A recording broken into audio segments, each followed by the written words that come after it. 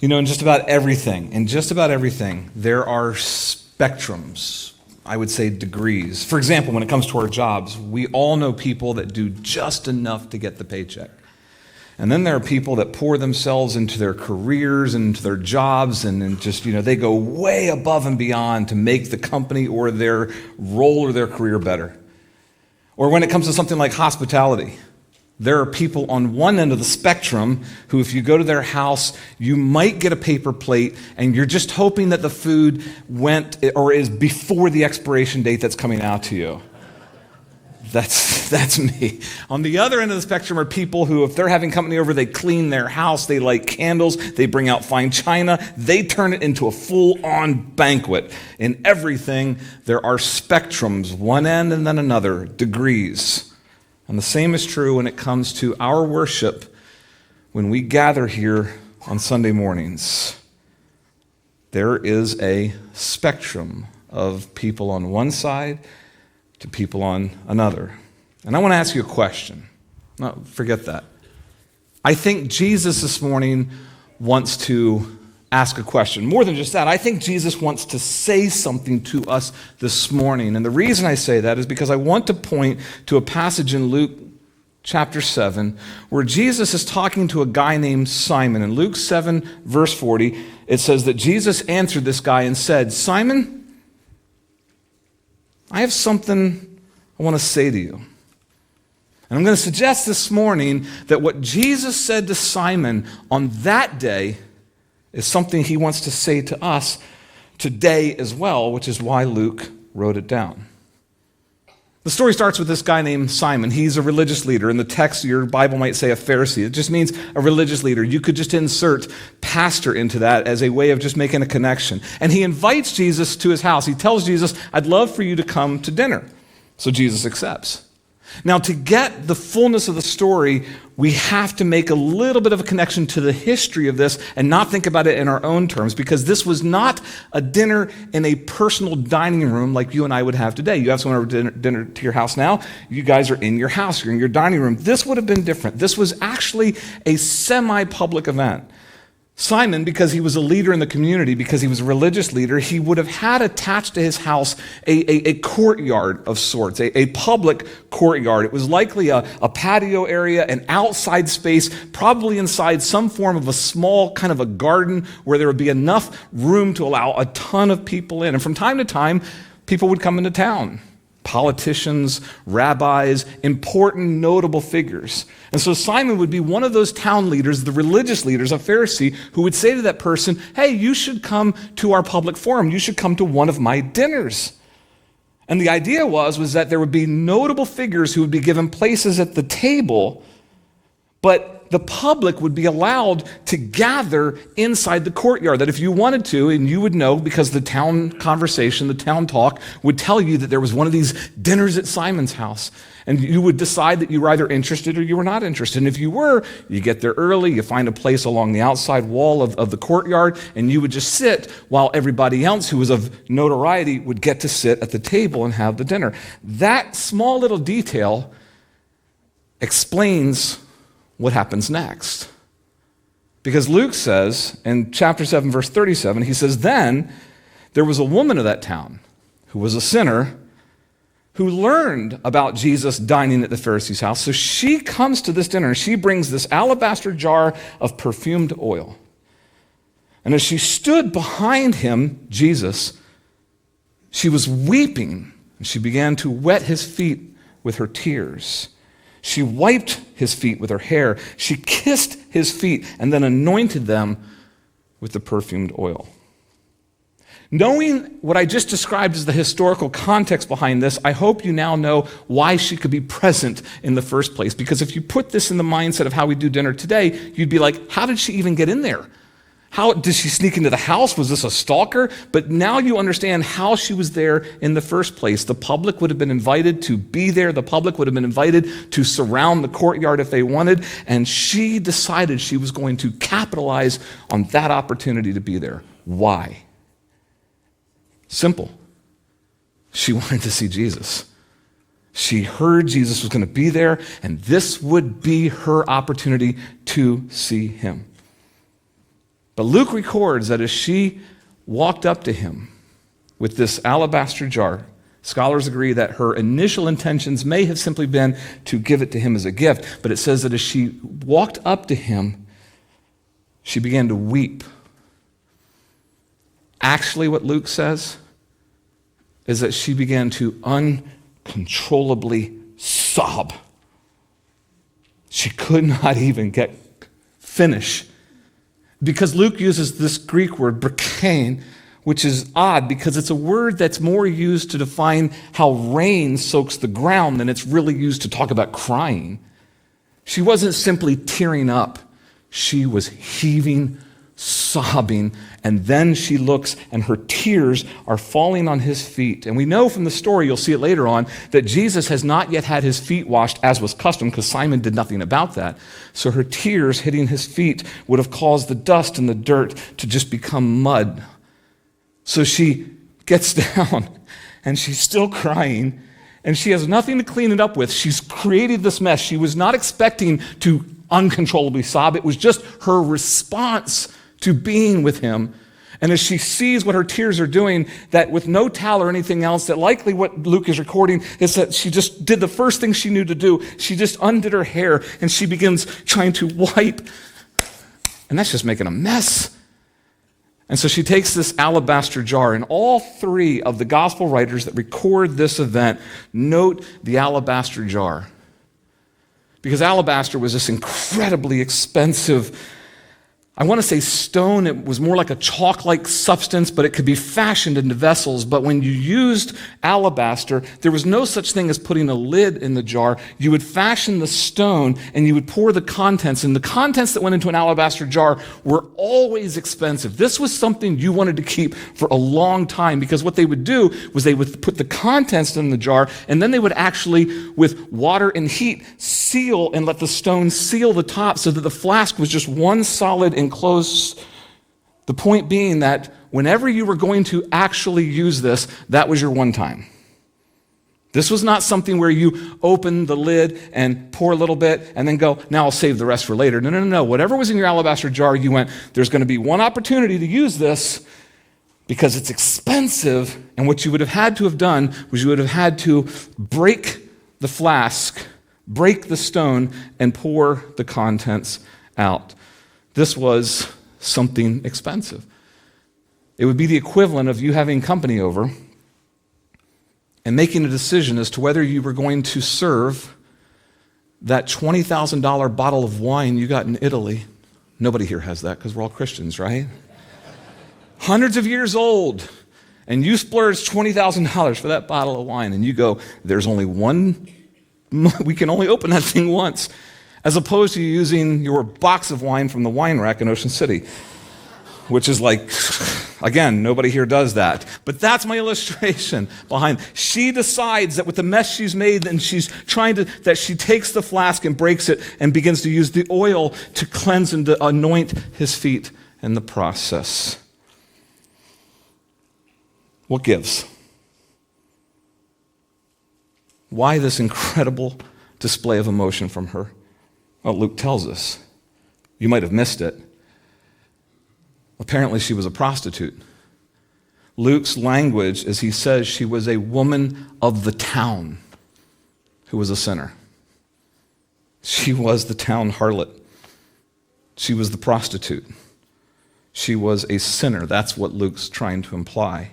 And Jesus actually says in Luke chapter 7, verse 47, he actually says that her sins were many. Jesus validates this himself in his own words. He says, I tell you, her sins, which were many, and then he says, are forgiven. And that's key to us.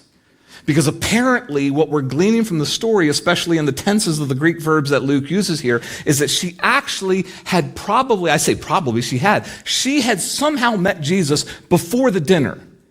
Similar to the Samaritan woman at the well, similar to the woman caught in adultery, somewhere Jesus had met her and there had been an encounter, and he had already pronounced her clean.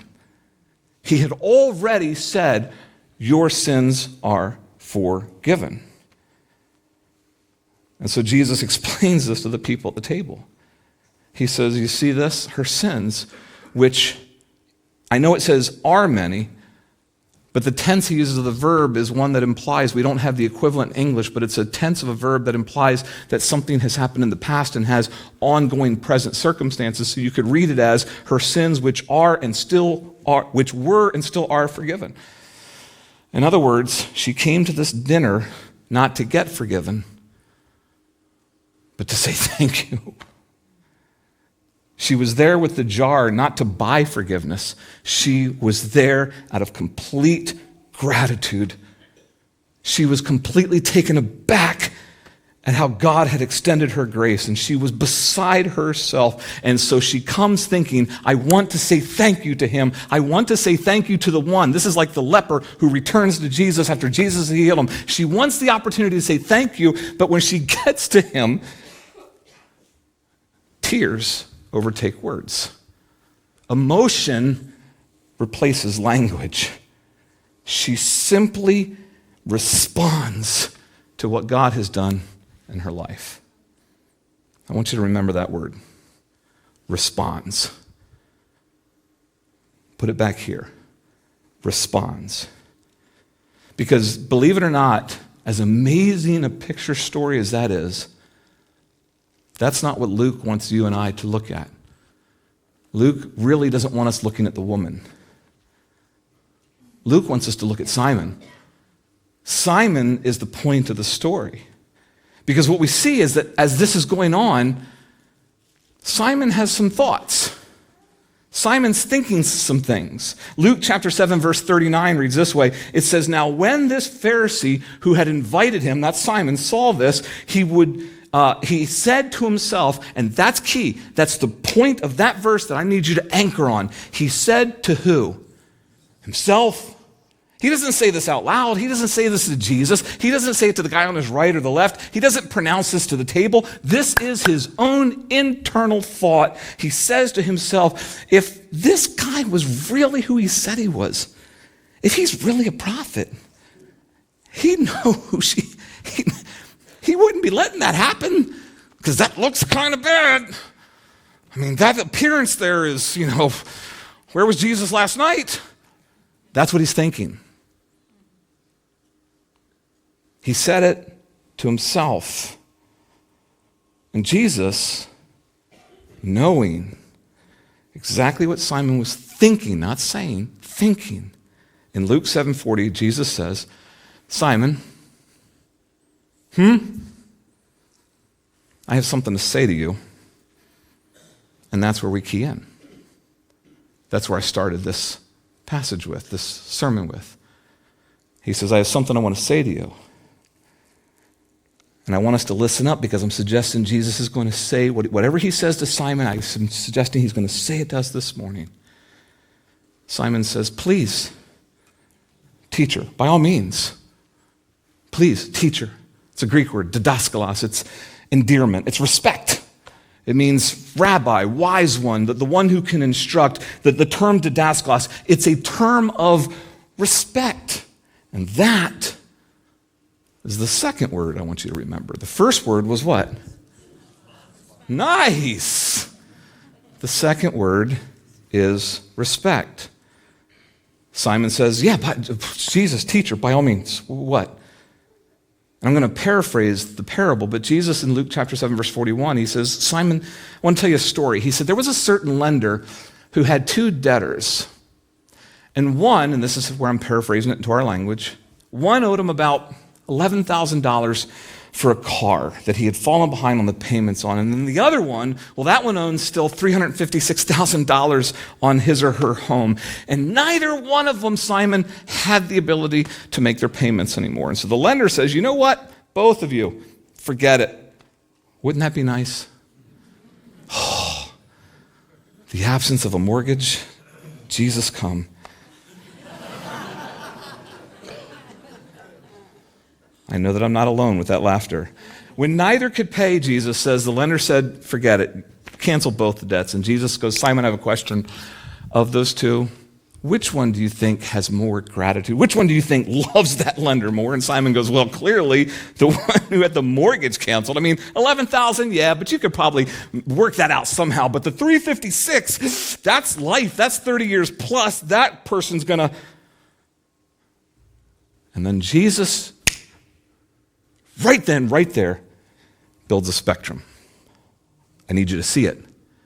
Jesus will automatically begin a spectrum of worship to God with ends and then degrees in the middle. Follow it. Luke chapter 7, verse 44, Jesus does this. It says, then turning towards the woman, he says to Simon, Simon, do you see her? Of course he does. I entered your house, and you didn't give me any water to wash my feet. That's why I said that when she was crying, Jesus' feet would have been just covered in the mixture of dirt. And again, open sandals, Middle Eastern, Mediterranean time streets where animals walked and animal feces would have been. All of that mixed around his feet. He says, Simon, you gave me no water to wash my feet, but she has wet my feet with her tears. And then, Simon, she wiped them with her hair. You didn't give me a kiss of greeting, but from the time I got here, she's not stopped kissing my feet. You did not anoint my head with any oil. You gave me nothing in any way, shape, or form to help me with the dryness and the dust. She has anointed my feet with perfumed oil. Therefore, I tell you, her sins, which were many, and again, have been and still are forgiven. And as a result, she has loved much. But the one who has been forgiven little, they love a little. Spectrum. There are moments of brilliance with how the gospel writers catch the wisdom of God in Jesus that, I don't know how else to say it, they just make me swoon. I look at the text and I go, oh, and this is one of them. Because Luke shared with us what Simon was thinking. Simon was watching all this and going, does he know who she is? And then when Jesus answers Simon, he effectively says, hey, Simon, not only do I know who she is, I know who you are. That's a mic drop moment right there. That is a mic drop moment. Not only do I know who she is, I know who you are. And more than just a clever turn, more than just a play on words, what Jesus has done in that moment is taught that group at that table and the people in that courtyard, and hopefully those of us in this room today, that there is a spectrum, degrees of worship. On one end, there are people who think that worship is just about coming to Jesus to give him respect. But on the other, there are those who understand worship as coming to respond to what he has done in their life. And the question I have for you, and for you, and you, and you, and you, and myself, where are we on that spectrum? Not we collectively. Where are you on that spectrum? Because Luke has effectively used Jesus' words and teaching that day to build out the spectrum. And I want to show you the two ends of it. On the one end is people who worship God only out of respect. And I want to show you the traits of when worship is done only out of respect. People that come simply to pay honor to God. Let's be clear about something first and foremost. I am not suggesting it's false. I'm not suggesting it's wrong. I'm not suggesting you're not saved. I'm not suggesting you haven't actually met God. These people are, in fact, Christ followers. And the reason I say that is because if you look at Jesus' parable, when he talked to Simon, he told Simon that both of them had their debts canceled. He said, when he tells the story, hey, Simon, there's this lender and there's the one with the car and the one with the house. He says, both of them got their debts canceled. So Jesus is not implying that Simon's phony or false or anything along those lines. He's just setting up a degree. He's setting up a spectrum. Everybody on this spectrum probably loves God. Everybody on the spectrum probably understands, at least to some extent, who Jesus is. We're Christ followers. And people in this category, they do want to meet with Jesus. Again, my goal is not to ostracize anybody this morning. Notice in Luke's story, Simon did invite Jesus to dinner. He said, I would like you to come to me, to my house. But there's the distinction, because Simon said to Jesus, I would like you to come to me. But the woman, she went to find him. Simon was, here is my place and my establishment and my house. Jesus, I would like you to come here. Whereas the woman left her house, her place, hers, and went to find him. And that's a key distinction. Because on any given Sunday morning, there are people that walk in here and their attitude is, I've come to church, I love God, I respect God, I want to tell God he's good. And if God shows up, I'm here. If he chooses to come to me, I'm open. I give an invitation to him to be in my heart. That's one group. As opposed to a group that comes going, I have to find him. I have to see him. People who come in here wanting to pursue and find God. Not just, well, if he shows up, but I'm going to go find him. I'm going to worship him. It's a spectrum. People in this category, they are absolutely willing to honor God with words. Simon said, when Jesus said, I have something to say to you, Simon said, teacher, please. It's a term of respect. He didn't say, yo, what's up? He didn't say, dude, go for it. He said, teach. He honored him. And when people worship God out of respect, you'll come here Sunday morning and we will give you words on the screen, and you'll likely go ahead and say, I'll say those words to God. I have no problem saying those words to God. You don't necessarily evaluate whether your heart is fully in agreement with them. You just go, it's a church, this is a church service, and I'm supposed to say those things to God. I'm supposed to honor him with respect. So people on this end of the spectrum, they will give God respect. They will use words. But, here's the fourth point, their lives may not necessarily be in full surrender to God. Simon sees Jesus as a teacher. Simon sees Jesus as someone significant. That's why he had him to the house in the first place. But then, when Jesus begins to operate, watch this connection, outside the box. Oh, he did it. He brought the other series into this. That's a crossover. When he sees Jesus doing something he goes, I don't know if I agree with that. I don't know if I agree with that. And there are people every Sunday that enter in here, love God,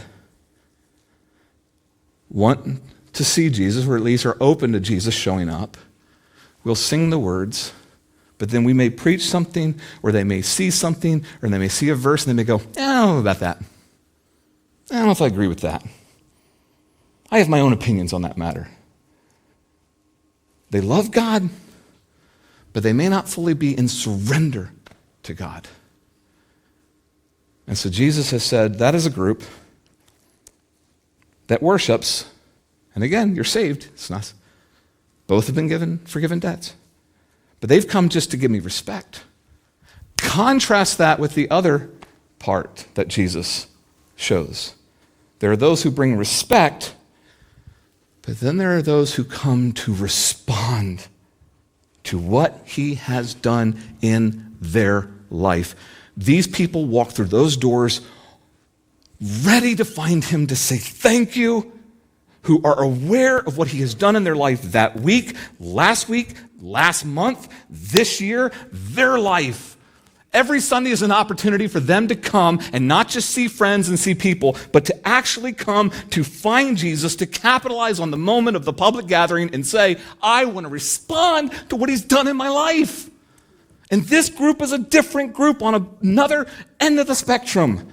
For them, it's less about the words. It's more about the expression. Interestingly, in Luke's account, The woman never says a word, or more realistically, she probably at some point did speak, but Luke did not bother to record any of that because it's immaterial to the story. She sobbed, she wept, she cleaned his feet, she brought a gift, she showed an emotional outpouring. More important than whether I say the words on the screen during the song is, what am I feeling about him right now? What has he done this week for me?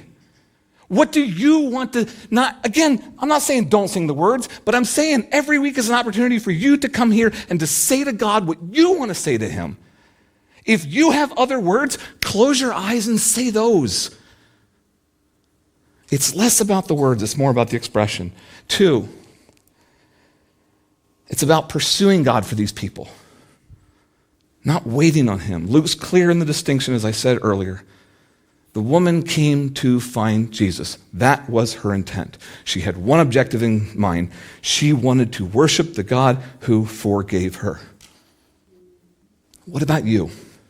Why are you here this morning? Seriously. I'm not trying to ostracize anybody, but I want to throw us in that courtyard. I want us to be there as Jesus is making this distinction, because Jesus wasn't afraid to make Simon uncomfortable, so I'm not going to be afraid to make us uncomfortable. Why are you here? To see your friends? Hear a pastor? Oh man, I was so hoping it was Brian again this morning. It's him. Sorry. Why are you here? Is it just because it's church? Because this is what you're supposed to? It's Sunday? I'm supposed to do this? God expects it of me?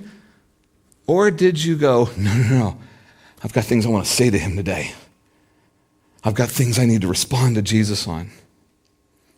Third, people in this category, for them, posture does connect passion. The woman ended up at Jesus' feet, kissing them, wiping them, while everyone else that day was probably undoubtedly maintaining their place of integrity at the table. But for her, she didn't care. She didn't care what people thought. I mean, public opinion of her was already incredibly low. And the same can be said true of our worship time.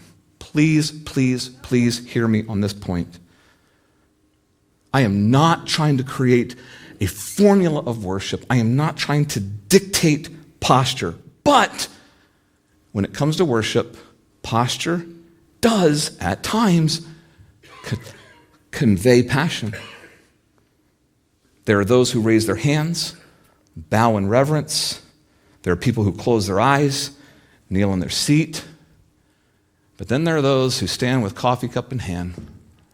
Oh, I guess I agree with that. Too close? Too harsh? Again, I'm not trying to dictate a formula. I'm not saying raise your hands to become spiritual, because we do not earn forgiveness. We do not earn God's grace. We do not worship so that he will show up and do things in our life. Worship is supposed to be the response to what he's already done. But what are you saying about what he's done this week if this is you on Sunday? Oh.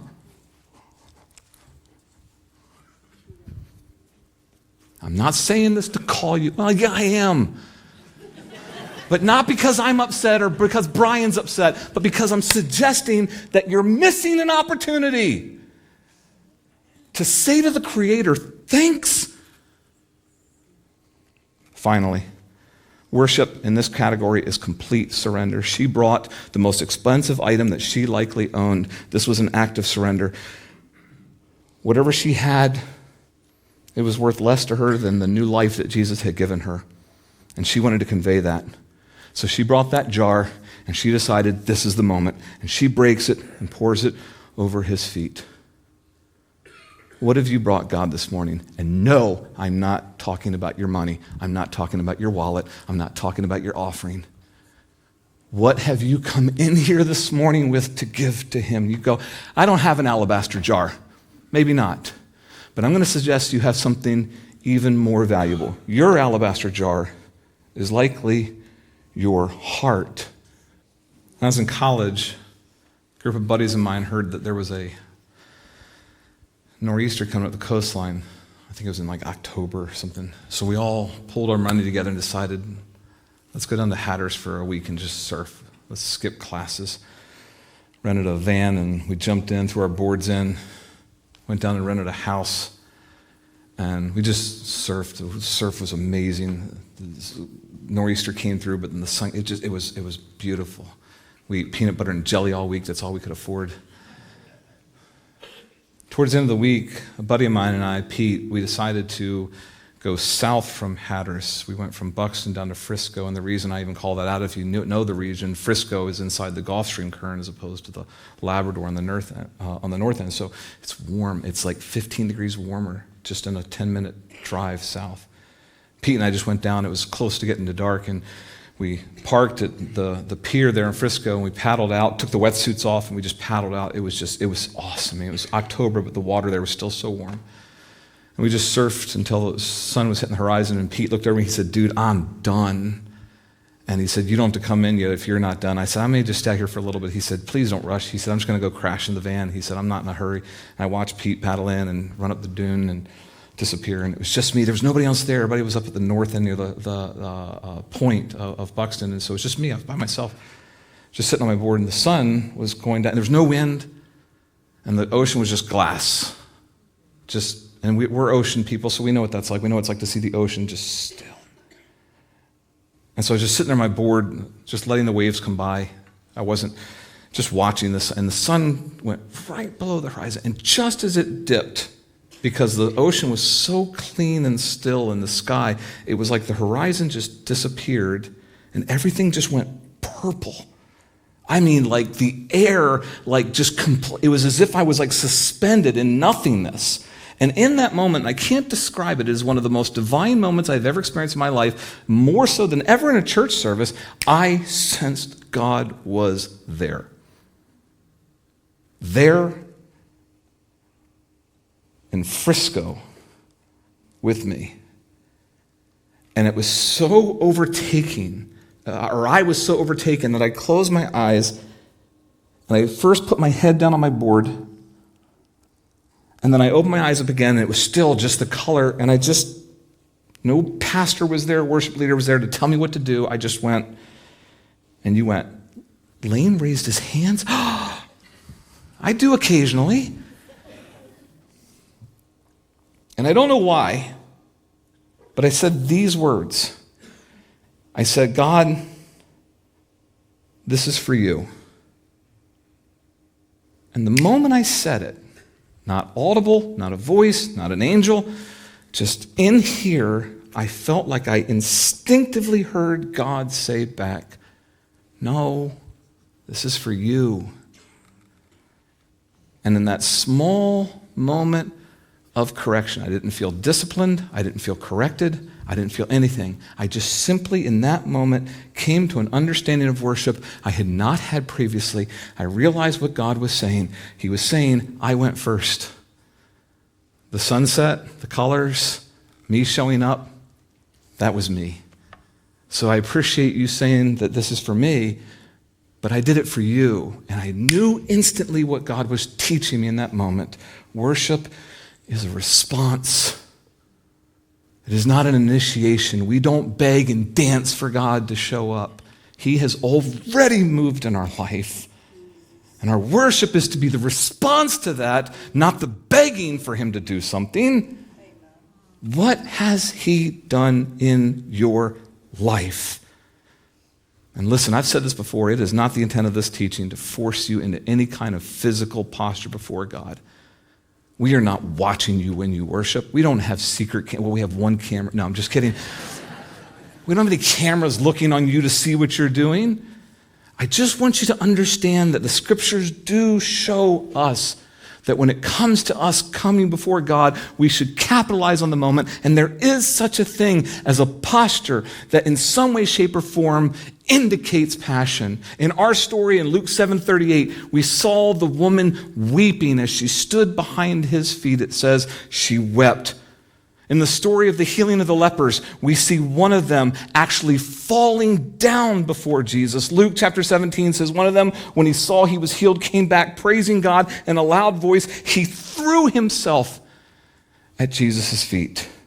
The Psalms speak of lifting our hands. Psalm 134 says, lift your hands towards the sanctuary, meaning heaven, and praise the Lord. Psalm 141:2, may you accept my prayer like incense, my uplifted hands like the evening offering. And in the more basic terms, for some of you, and I'm included in this category, your response may be that you simply sing. Psalm 47:6, sing praises to God. Not lift the coffee cup to him. Sing. Don't just stare at the words and go, this is a good concert. This isn't a concert. It's a time for you to capitalize on the public moment to bring your offering to God. I could go through a ton of different references. But again, we can't dictate to you what your physical posture is going to be. But the question remains, when you come to worship God every Sunday, where on the spectrum are you? Are you here just to give him respect because you assume that he's only really forgiven a little bit in your life? Jesus' words. Or have you come to respond because you know that there's no way in the world you could ever repay him for what he's done for you? What is your response? I think Jesus this morning would say this. He would say, hey, Coastal, I have something to say to you. And if we would say, well, speak, Lord, I believe he would say, be people that respond to me, not just people that respect me. I just want to challenge you. As we grow as a church and you come here, I'm not saying become a lunatic, because those people scare me too. I'm just saying, try a little bit. If you're on this end of the spectrum where you're just I don't do anything, just maybe you would just say, I'll sing the words. And if you're somebody who sings the words, maybe you go, one hand, like this. And if you're the one hand, you'd be like, I'll try this. And if you're over here, I don't want you to do anything because you already frighten me. So I don't need you on the sound booth or going, Pastor Lane said we can climb. No. Just, you're good. God's good with this. I want us to be people who respond, myself included, because I'm probably, if I'm going to be fully transparent, I'm over here. And I know that I got to do better. I need more surfboard moments for myself. I want to encourage you to begin to see worship as something where you can come, not to sing, not to watch, but to respond to God. Now you might think, well, okay, I get it, but now I got to wait a week to respond. No, you don't.